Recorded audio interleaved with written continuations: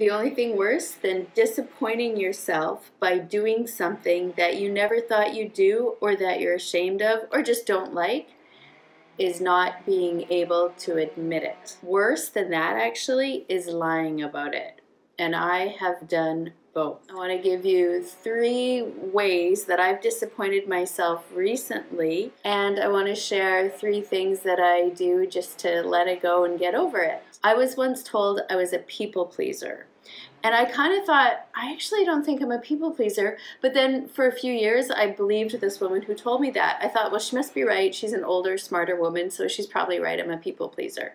But recently, like the past few months, I realized I'm not actually a people pleaser. I'm an approval seeker. I don't really care if people like what I do or are pleased by what I do, but I want them to accept it, understand it, and just approve of it. I was kind of disappointed to realize that. I was like, oh no, if I was really a good person, I'd want to please people. I'd want to, because good people are people pleasers, right? Turns out I'm not a people pleaser. The second thing that I've realized about myself recently that I'm kind of surprised and disappointed about is that I tend to make fear-based decisions. Number 1 is how I make my living.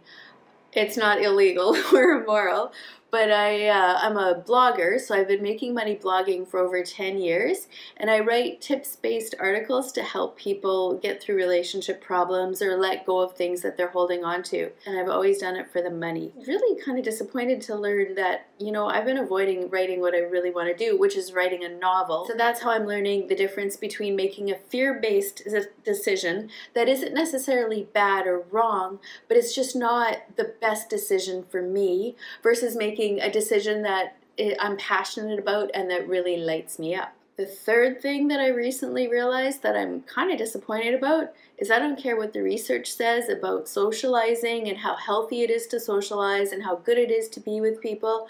I just want to be alone. Even traveling by myself. When I was in Hong Kong over a year ago, I was happy just being lost in this major city all by myself. I do get lonely and sad, but I use that to go deeper into myself, into ideas, creating, thinking, planning, be with God, get deeper into my inner knowing. But when I'm with people, I find that making small talk and having coffee and even going for walks is more draining. I was disappointed to realize that. I was like, oh man, but because the research always says, like, socialize, be with people. It's bad, it's unhealthy if you're not with people. But for me, it's the exact opposite. So the first way that I'm learning to deal with how I disappoint myself and surprise myself is I'm learning how to tell the truth about it.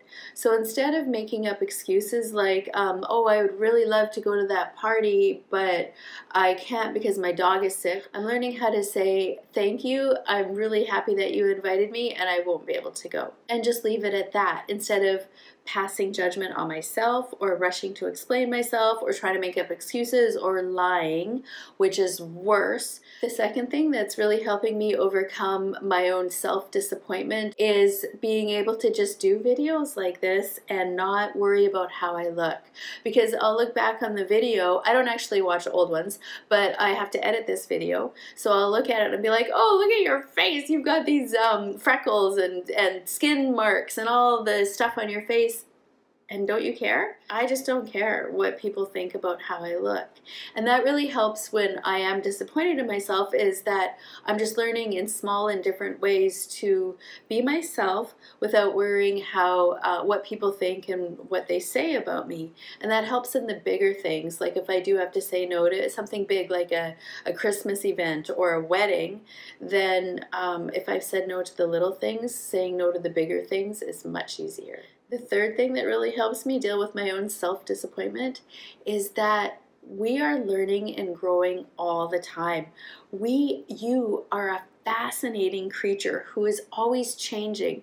If you're not changing, if you're clutching on to the way you were or the way your friends are or the way your family or your spouse, if you're clutching on to the way things always were or the way things should be, then you may not be learning or growing or moving forward. I think things can grow in stagnant water, but those things aren't really healthy or life-giving or beautiful.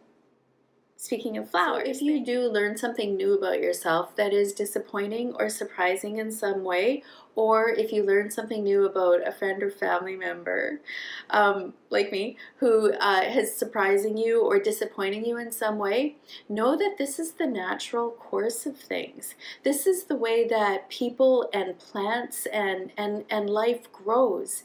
You can't stay the same all the time. You have to move forward in different ways.